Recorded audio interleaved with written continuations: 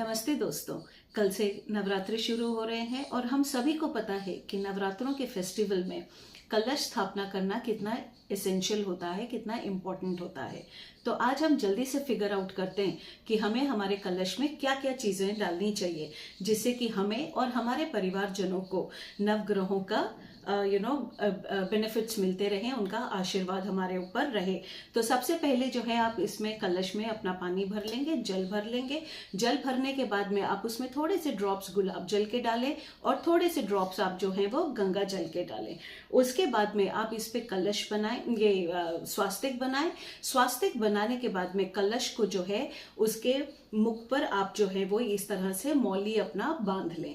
मौली बांधने के बाद में आप इनके ऊपर में 9 आम के पत्ते रखें, क्योंकि नवदुर्गा की पूजा कर रहे हैं, 9 देवियों की पूजा कर रहे हैं, आप 9 रूपों की पूजा कर रहे हैं, तो आप इस पे अपने 9 आम के पत्ते रखें। उसके बाद में सबसे पहले आप जल में जो है वो सूर्य देव के लिए गेहूं डालें। गेहूं डालने से जो है सूर्य देव प्रसन्न होंगे इस जल में। और उसके बाद में आप जो है चंद्र देव के लिए इसमें आप डाल सकते हैं चावल।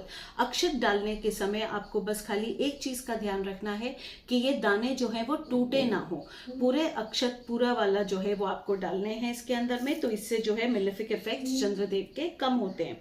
उसके बाद में हम आते हैं मंगल देव पे। मंगल ग्रह की शांति के लिए आप इसमें डालेंगे कुछ दाने मसूर के दाल के।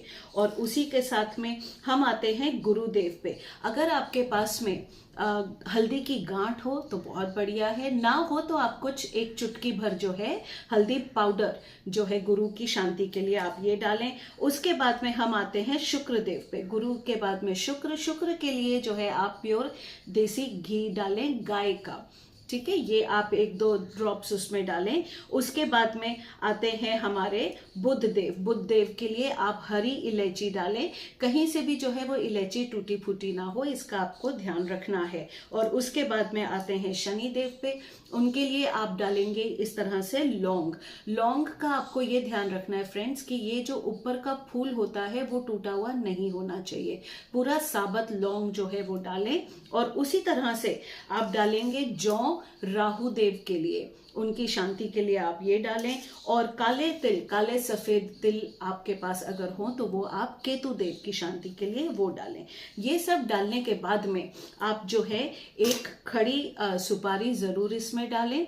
ये डालने के बाद आप इसमें थोड़ा सा मिष्ठान डालें। मिष्ठान में आप चीनी डाल सकते हैं, नहीं तो अगर आपके पास में मिश्री हो तो मिश्री के कुछ दाने डाल दीजिए। अगर ये भी ना हो तो गुड़ भी चलेगा, वो भी डाल सकते हैं। एंड सबसे इम्पोर्टेंट, आप एक सिक्का इसमें जरूर डालें। इससे जो है माता लक्ष्मी बहुत प्रसन्न होती हैं, तो ये आप जरूर इसमें डालें। और इस तरह से अपने कलश की जो है वो स्थापना करें।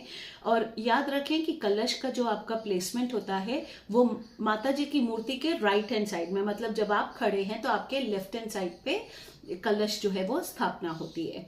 तो माता जी का हम सब पर इसी तरह से ब्लेसिंग्स बनी रहे। इसी मनोकामना के साथ में मिलते हैं नेक्स्ट वीडियो में।